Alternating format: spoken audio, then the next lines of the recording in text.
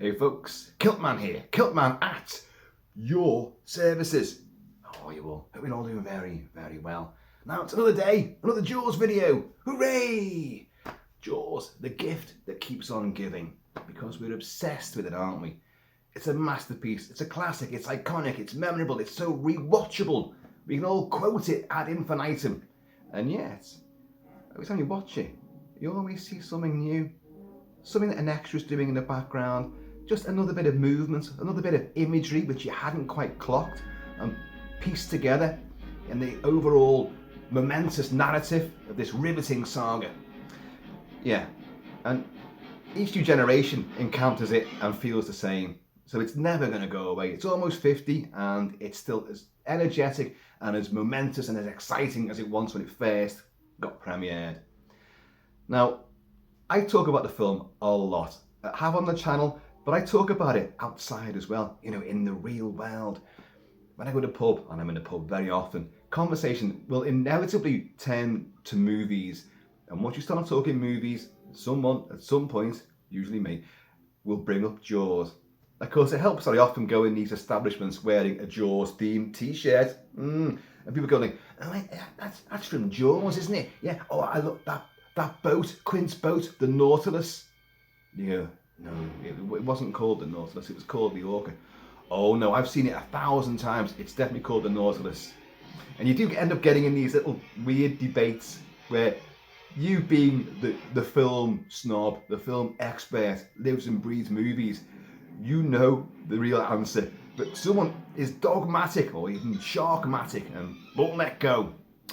Anyway, cheers to all my friends in the pub who enjoy these movie-related debates. Cheers, y'all. Remarkably, there's still no whiskey in the hizzy. Hasn't been for days. Something's gone horribly wrong here, hasn't it, at the mansion? Although I've got a few cases of apricot brandy. Anyway, so I did a video just a few days ago about the original Alex Kintner death scene. And ended up talking about that a fair bit in the pubs, and people, another thing that comes up all the time, because Jaws is a film which is built out of real creative endeavour, determination, and it's born out of frustration as well. The sharks didn't work, the weather always changed, you know, the sea was choppy, and they kept on rewriting the script. They were changing, modifying everything all the time. And the fact that we got a film at the end of it, which went over schedule, over budget as well, and had to be reshot multiple times, is a miracle in itself. But because of all those fallibilities and, you know, errors which could have sunk the movie, we got a masterpiece. And as I say, these elements are what make the film, well, we call it perfect, but it quite clearly isn't. But yeah, as far as we're concerned, it damn well is. But it's all these little fallible bits and bobs that make it all the more irresistible and memorable. So the conversation turned to Hooper'S boat.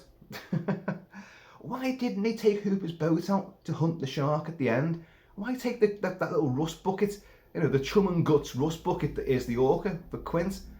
Well, the answer's really simple. It's Peter Benchley's book, you know. The three of them go out on the Orca. Now in the book they go out on 3 separate days, if I remember rightly, because they keep coming back home again and then going out again the next day, and stuff happens on each day, culminating in, you know, death and destruction. Quint dies, but yet he gets dragged down behind the dying shark, and Hooper gets chomped. Hooper dies in the book. You know all this.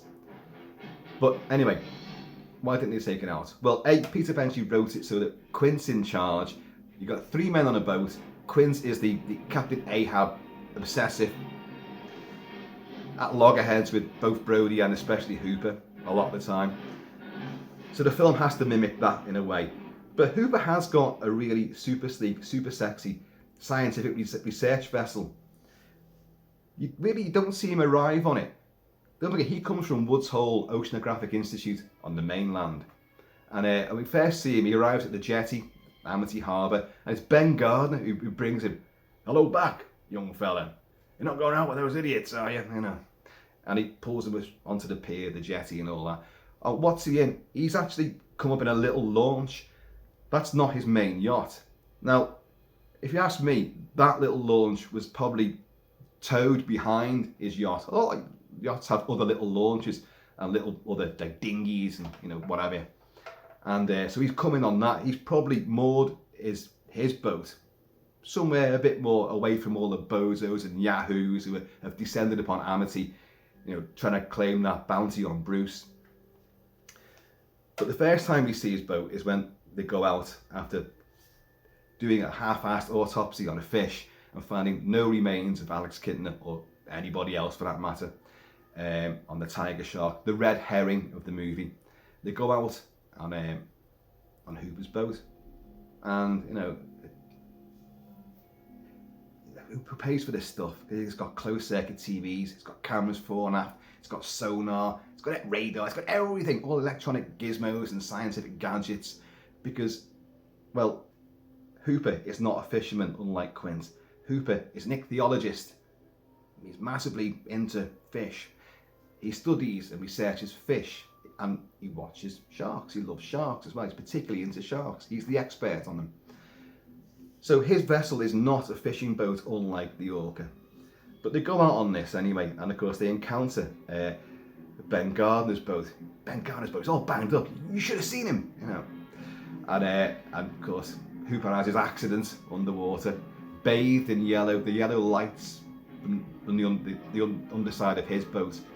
His boat, by the way, has no name in the movie, and he has no boat in the book. Because get on this, unless you remember the book well, and it's a long time since I've read it, but it's not even Hooper and Brody that find Ben Gardner. In the book, Brody knows everyone knows Ben Gardner. Ben Gardner, get this.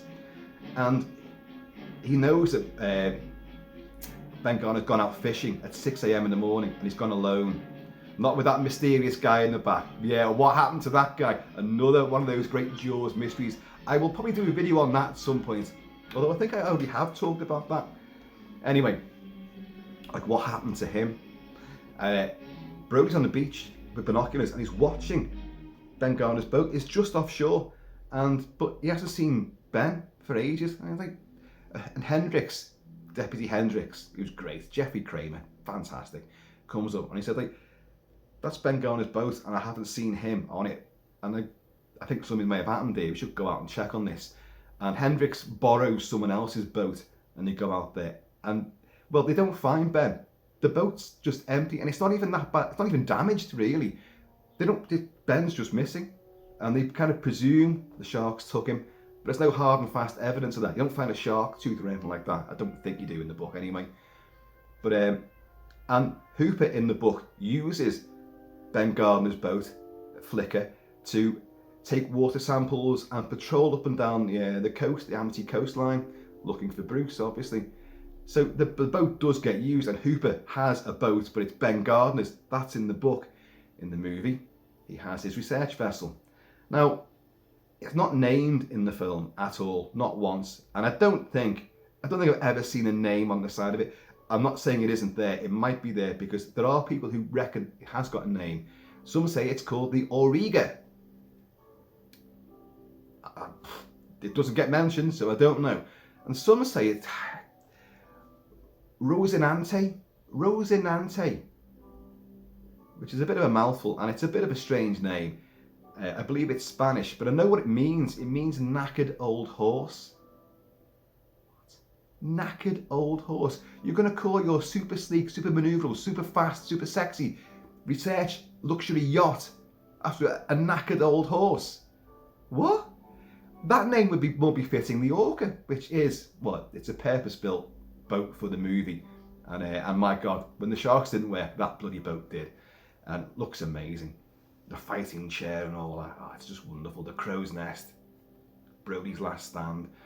That name, Rosinante, knackered old horse, fits that better.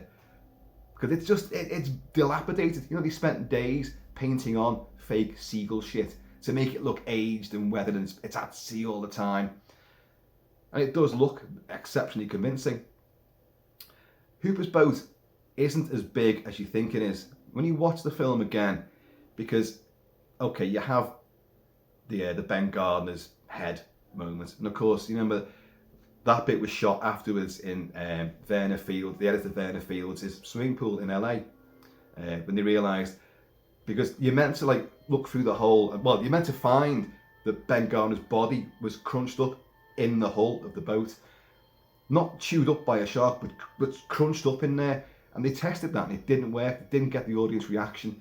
So after the film wrapped at Martha's Vineyard, Spielberg filmed this in Vernon Fields' swimming pool with a facsimile of Craig Kingsley, who plays Ben Gardner. My little note sliding off there. With a mock-up head and the eyeball missing. Well, we know Bruce didn't do that. In the book, well, in the storyboards, he's on the boat and the shark leaps up like it does at the end of the movie and takes him off the boat. That's how he's meant to go. But they realised, well, they couldn't film that at the time. That wasn't working out at all. The sharks weren't working. They weren't ready. And also, it would show the shark too soon. The very same thing I said about seeing the shark in the original Alex Kintner death scene. The size of that shark would have been given away. And you've spoiled it for the audience. We now have seen exactly what's out there. At this stage, we don't know exactly what's out there.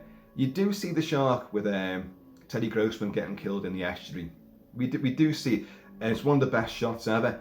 It's already tipped, you know, hey, you guys okay over there? It's tipped his little rowboat over. And another little thing here, when he's seen get tipped over, Teddy Grossman, stuntman, he's barefoot. You watch, he's barefoot. But for somehow, when Bruce chomps him and his leg floats down to the pond seabed, it's got a sneaker on it. It's got a little plimsoll. Did Teddy Grossman's feet stink? And Bruce just thought, I'm not putting up with that. And like regurgitated a shoe and put it on it. People also say like, well, how did it bite his leg off? His leg would be in its mouth. Well, you've got to remember that sequence is cut together from a lot of different ideas that they had. Things that they filmed, the original death scene of Teddy Grossman, I covered that as well, where he's in the shark's mouth, gurgling blood and pushing Mike Brody out the way. The footage is there, it's harrowing, it's really, really nasty stuff.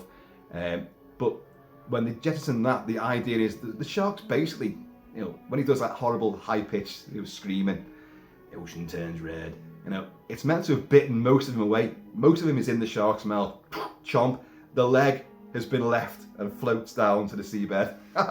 Not the other way round. Excuse me, don't mind if I do. Cheers, y'all. Now, so that's all after the event anyway, so we've done all that. So the next time that you see Hooper's boat is on the 4th of July, when everyone's at the beach. And that beach, by the way, it's exceptionally shallow. So a lot of the people who were there, they're actually crouching down. They're on their haunches because it goes out quite a long way and it's very shallow water.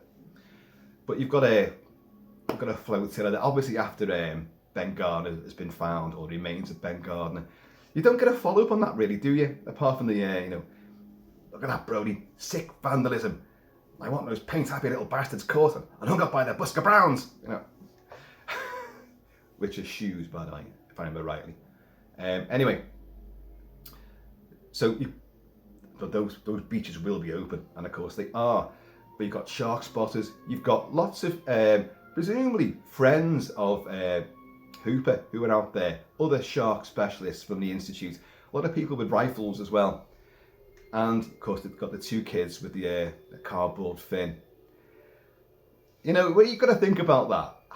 Where did they swim out from and not get seen? You do see that fin. Guys looking the other way, and you do see that fin just suddenly come into view, the fake one.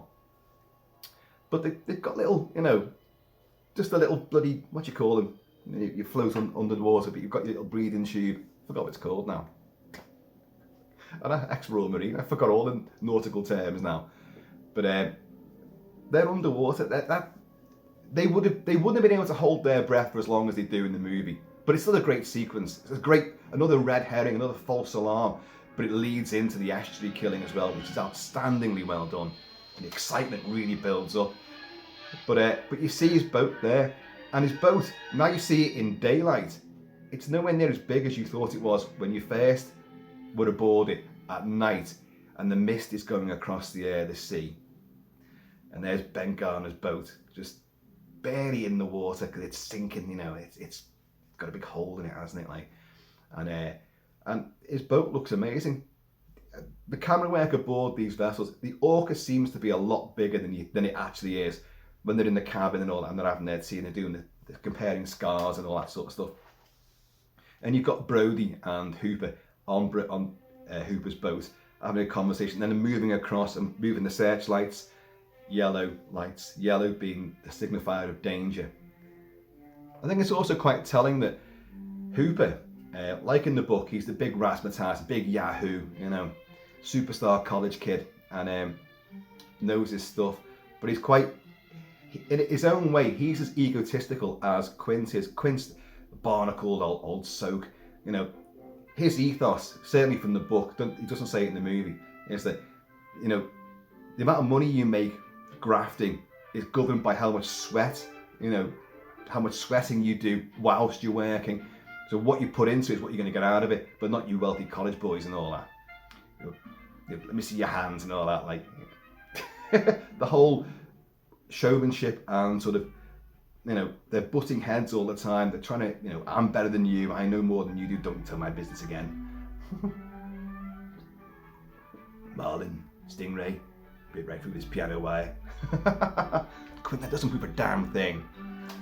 Yeah, we can quote it all, I know. But so his boat's not as big as you think it is, and so come the finale, they're going to go out. It's Quint's charter. You know, he's the guy that they've employed. So you're going to go on his vessel. It's a fishing vessel. Hooper's is not a fishing vessel.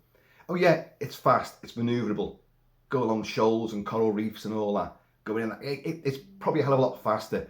Although we know that Quint rags the arse off the Orca, doesn't it? And it's motoring along at some bloody speed and pace until he blows it, of course. Like, but so Hooper's vessel, they could have took it out as well. Don't forget, it's not in the book at all.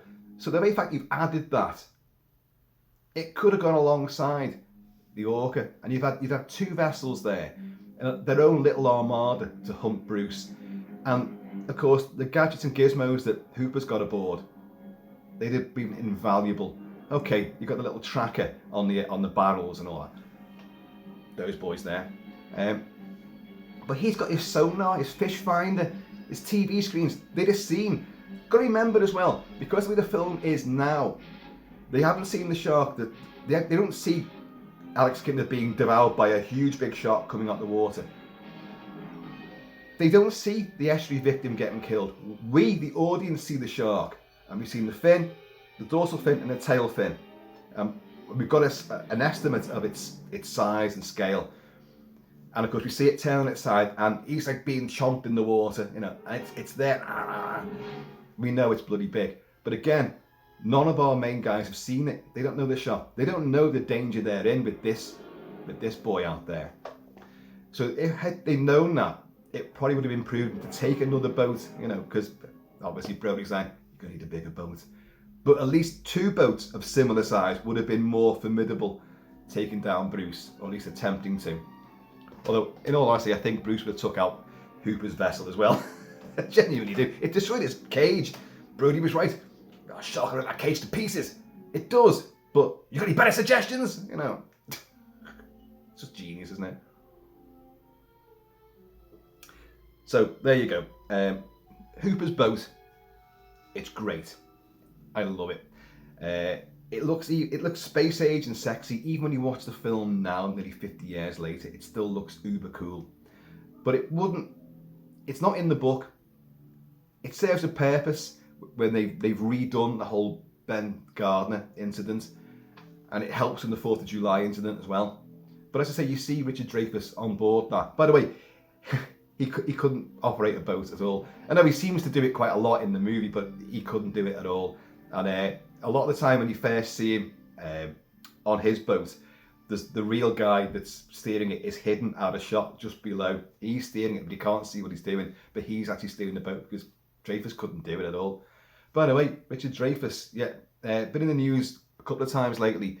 Of course, he made a fool of himself at some Jaws screening, and then the Q&A afterwards. He opened his his big trap and said things which you can't say in this woke day and age. And then at another Jaws event, only I think the weekend just gone, or was it the end of last week certainly, he arrived and then got rushed off for emergency surgery. Now, I've not heard any more news about that, but that's, oh dear. I mean, he's what, he's 76, 77, I think. But so, Hooper's been in the news a couple of times lately. Cheers, y'all. And again, Hooper and his own big mouth. And the dick measuring contest between him and Quint goes on and on. So there's another reason why Hooper hasn't gone like, look, I'm going to take my vessel out there and I'm going to do my own hunting. You can go with Quint. But he wants to go with Quint. He's fascinated by Quint's way of life. When he gets to Quint's warehouse on the docks, all the shark jaws that are there, and you know, probably some spruced up apricot brandy as well. Yeah, she made it herself. Pretty good stuff. And Brody's like, fuck that, you know. But I think Hooper's actually impressed by what this guy has achieved. Like, he does the things that I don't do. I don't go and hunt these things, but I don't want to hunt them. I love them. I respect them. But this thing's got to be taken down. And you've got more experience of doing that than I have. So he knows that. He won't say it out loud, but he concedes it. But look how he infiltrates Quint's little kingdom. Quint's kingdom is the sea. Now, it's the orca. But puts his shark cage on it, his harpoons, you know, all his other little bits of gadgets and stuff which are on there. So his world of science has infiltrated Quint's more primal, more savage, more barbaric world. And I think that's quite telling. And I love the fact that they did that. It's in the book as well, but in the film, it's one of those little subtexts. Yes, they compare scars. Yes, they're forever, you know, at each other's throats, arguing and shouting at each other. Hooper drives the boat, chief, you know, and all this. You know, slow ahead. You heard the man. Go slow ahead. And go slow ahead. Come on down and chop some of this shit. Hello. Arr, you know. Cheers. So I think on that sort of subtextual level, I think it's more enthralling and more interesting. He's brought his stuff, and again, you've got, they hate each other, but they have a respect for each other. I just said about Hooper, it's clearly impressed with the abilities that Quint has. They might argue all the time, but he knows you need this guy with this shark. Shark. You need him around. But likewise, Hooper's like, you know, that's some pretty fancy stuff you got there, Mr. Hooper. Don't know what that bastard shark's going to do with it. Might eat it, I suppose. Seen one in a rocking chair one time. But you can tell that he's not saying that shit's not coming on board my boat. There's no room for that. You know, portable shower, you know, monkey cage.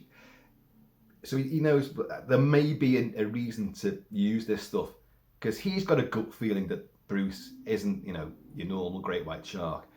There'll be a video on Bruce's attributes as well, because Bruce, he's a monster. You know, the thing about a rogue shark, it's an aberrance. It is not the norm, and Bruce is not doing what any normal shark does. Bruce has got a personality. He's got a mindset. He's got cunning. He's got almost Jason Voorhees style pathological murderous intentions, but he also plays games and taunts his victims as well. So he's a sci-fi fantastical shark. But anyway, that's another video, which I'll be a lot of fun doing that one, I think. But yeah, back to Hooper's boat. It is cool. It is great. I wish you saw more of it. I wish you actually did know its name. These people who said it's the Auriga or it's the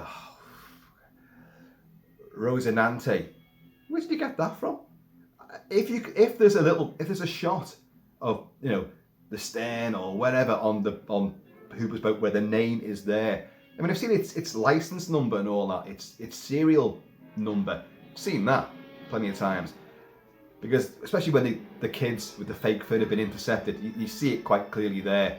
Obviously, the nighttime bit with Ben Gardner, you can't really see much. It's a great overhead shot of the wrecked Ben Gardner boat with all bits of seat cushions and that floating around and just bits of debris, and it's sitting low in the water. But the sickly yellow gleam of Hooper's boat lights is spotlights. oh, it just makes it really, really eerie. And you've got the mist going across as well.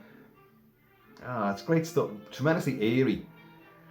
It's also telling. I was going to mention this before actually, but I got distracted by my own wayward thoughts. Hooper's so full of himself. You know, he loves to tell Ellen Brody, you know, what happened when he was a kid, his first encounters with sharks and all that. Like, and you can tell that he's told these stories a million times because he's so confident and oozing smarm the way he tells these stories. Brody doesn't give a shit, like, but Ellen is fascinated, or seemingly fascinated. Don't forget, in the book, she has an affair with Hooper, and Brody susses it as well. So there's a lot more soap operatics in the book, which you don't need in the movie. The movie has enough just with the interaction of these three guys, and let's throw in Mayor Vaughn as well, like, my kids are on that beach too, you know. And the great Hendrix. I love Hendrix. But Hooper, full of himself, you know, he's smug, he's arrogant. You know, what, you rich? Well, how much? What, me or the whole family? You know. When he goes down and under, I've got to check their hull. Foolhardy thing, because he has just told Brody about rogue sharks and the fact that we're right at the spot where he's been eaten and he's a night feeder and it's night time, and there's clearly what he suspects is a shark attack on Ben Gardner's boat, and he gets in the water, which he does twice because he goes down in a cage as well, like. So kudos to Hooper, you know, balls of steel. But he never stops talking. He's effervescent and smug. But when Ben Gardner's head comes out, like, and he goes, whoa, drops the tooth and all that. When he comes back up, the camera lingers on him, and he's surrounded by that the sickly yellow glow from the lights, and he's there on a little ladder, and like Brody's there, swings the light on him, all that. He's panting and gasping, but suddenly his smugness has gone. He's shit himself down there. It's not pleasant in a wetsuit, obviously, but he's just hanging on, and but it shut him up, because now he knows, shit, I pulled a tooth the size of a shot glass from a wreck of a boat out there, but you didn't have this tooth. Listen, the daft bit, Mayor Vaughn, oh, where's the evidence of this tooth? You've got the fucking boat! You've Ben Gardner's boat all banged up, and whatever's left of Ben Gardner, which is more than just a head, because the head would have come out and floated down. You've got that, and there's another shark victim. Well, is he? That's the beauty of the Ben Gardner mystery. You don't know what the shark did there. It did not pluck his eyeball out. It isn't that precise. So a little fish, you know, has nibbled that away. But something else could have happened. Brody says, you know, the boat was all banged up. You should have seen him. Meaning, Christ, he was a mess. What does it imply? Is the legs were missing? Well, with that, there's the evidence. Mayor Vaughan's still clinging to the fact that it's fair summer and those beaches will be open. You know, look, you fellas do what you have to do to protect the beaches, but those beaches will be open. It is classic, and you love it. So a lot of these little fallibilities, these little errors, narrative bits, another pass at the script, but they didn't have more. They couldn't keep on rewriting the script all the time. Maybe would have ironed these things out. So because all this stuff been salvaged and bolted together in a modified form, and we've seen it a million times over, you don't think to look at these little bits and go, hey, why didn't? Well, see, that's what the pub debates are always about. Well, why did they do that? Why is the mayor just not blind about what's been happening?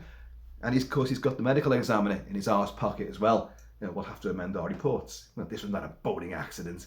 You know,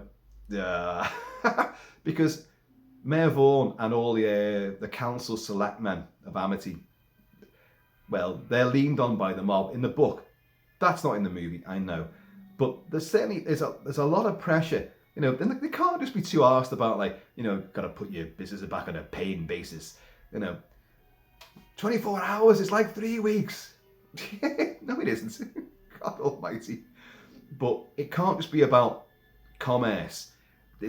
Amity's got to make money.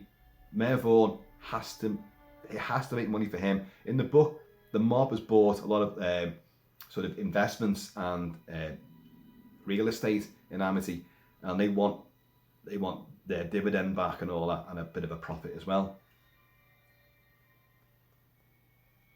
In the film, Mayor Vaughan is just completely blinking, and you know they've got to make money. This is amity, as you know, means friendship. Oh God, you could go on forever, and I'm sure I'm going to. But Hooper's boat, it's great.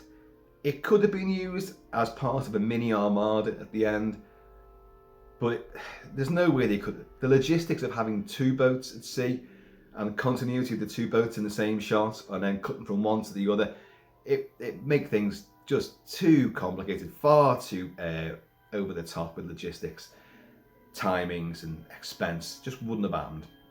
But the Orca is that's our baby. We all love the Orca, don't we?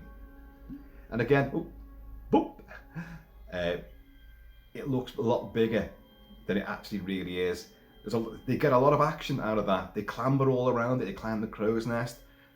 They're on the forecastle, or whatever you call that bit, the bridge. You've got the cabin. The cabin, again, well, that's filmed separately, but the cabin seems absolutely massive once you're in it. But it really isn't. How can it be? But it's just genius. The way you believe that vessel, and it's sexy in its own right.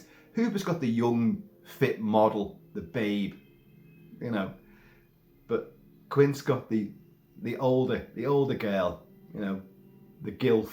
Let's just call it that. And it's wonderful, and we love her. So, let me know other facets of Jaws we should talk about, because I enjoy it anyway. And there's loads more. We'll talk about the shark itself, not so much how it was built and all that, and the different versions, the sled sharks and the mechanical ones and all that. You could get bogged down with minutiae on all that stuff, the actual behind the scenes making of. But the shark itself has an attitude. It could have gone at any time. Why does it keep on harassing these three men? Because it knows they're after it, and it sees them as competition, and it's enjoying itself. It's having fun with different attacks. And then, of course, it goes down in the cage. You go in the cage goes in the water, shark's in the water, our shark. Farewell and adieu to you fair Spanish ladies. Yeah. But that shark's probably never encountered a cage before. So it's realistically, what the hell is that? Something in there I want to eat. I know I want to eat you, but to get to you, I've got to get through this fucking cage first. Well, okay, I'll do it. And it does. But it is cool the way that Hooper does get away with it, like the top flap comes open and he manages to get out. Well, the shark, of course, in reality, the real life footage of the shark, I know we can always tell when it's a real shark, which looks and moves nothing like the mechanical Bruce at all, but doesn't matter. I don't care about things like that. The overall thing is amazing. But that shark got stuck in the lines and in the cage itself, and it's spinning around, it's thrashing about because it's trapped half in the cage. So it destroys the cage, and they're like, oh shit. But of course Spielberg and everyone are like, that looks amazing. That's frightening. So we'll keep that footage. So hence how the film and Hooper, his fate changes. Anyway, folks, I think there's not much more you can say about Hooper's boat, other than it's great. And of course, he then, for Jaws 2, don't forget, he's meant to be leaving Amity Island during the course of Jaws, the events of Jaws. He's going on the Aurora, a floating asylum for shark fanatics. And was it 6 months at sea, something like that, pure research. That sounds exciting, doesn't it? But, well, of course, he doesn't go. And then in Jaws 2, which is actually, it's 4 years later, but in Jaws 2, he's actually on the Aurora. It's just to mention him. Why don't you bring him back? Because he was so great in the first movie and the first events with a great white shark. You'll need Hooper back again, won't you? But you can't bring him back because Dreyfus didn't want to do it, and well, nor did Roy Scheider for that matter. That never comes across in the movie. I think Scheider, Jaws 2 is a film I love and adore. I've reviewed it. I've done a commentary track for it as well. I've gone into it in massive depth, but Scheider did not want to do Jaws 2. But contractually, he didn't have a choice. But his animosity towards the project did not come across in the movie. he's just as warm, as exciting, as enraged, and as three-dimensional as he is in the first film. Anyway, folks, there you go. I've said my piece now. Oh, hang on. Got to hear this out, haven't we?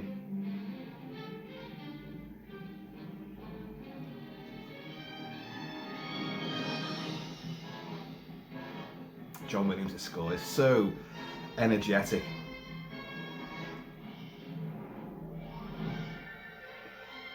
And you get these bits, which are very sort of seafaring, maritime, Errol Flynn, swashbuckling, daring do, very Corn Gold style. And yet you've got dun dun dun dun dun dun dun dun dun dun dun dun dun dun dun as well.